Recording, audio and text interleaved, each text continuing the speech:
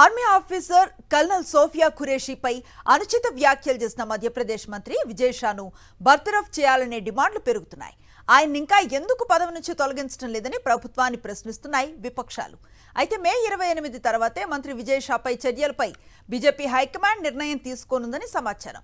మంత్రిపై నమోదైన ఎఫ్ఐఆర్పై దర్యాప్తుకు 3 సభ్యులతో సిట్ను ఏర్పాటు చేసింది ఎంపీ సర్కార్. మే 28న సిట్ నివేదికను ఇవ్వనుంది. దాని ఆధారంగా చర్యలు ఉండవచ్చని బీజేపీ వర్గాలు వెల్లడించాయి. ఆపరేషన్ సింధూర్ కు సంబంధించి మీడియాకు వివరాలు వెల్లడిస్తూ వచ్చిన సైనికాధికారిని కల్నల్ సోఫియా ఖురేషీపై మధ్యప్రదేశ్ గిరిజన సంక్షేమ శాఖ మంత్రి విజయ్ షా చేసిన వ్యాఖ్యలు తీవ్ర దుమారాన్ని రేపాయి. కల్నల్ ఖురేషీని ఉగ్రవాదుల సోదరిగా పేర్కొనడంపై విమర్శలు వెల్లువెత్తాయి. ఈ వ్యవహారాన్ని సుమోటోగా తీసుకున్న మధ్యప్రదేశ్ హైకోర్టు ఆయనపై కేసు నమోదు చేయాలని ఆదేశించింది. దీన్ని సవాల్ చేస్తూ విజయ్ షా సుప్రీంకోర్టును ఆశ్రయించగా అక్కడ ఎదురు దెబ్బే తగిలింది. మంత్రి క్షమాపణలు తోసిపుచ్చిన సర్వోన్నత న్యాయస్థానం ఎఫ్ఐఆర్పై విచారణకు సిట్ను ఏర్పాటు చేయాలని ఆదేశాలిచ్చింది.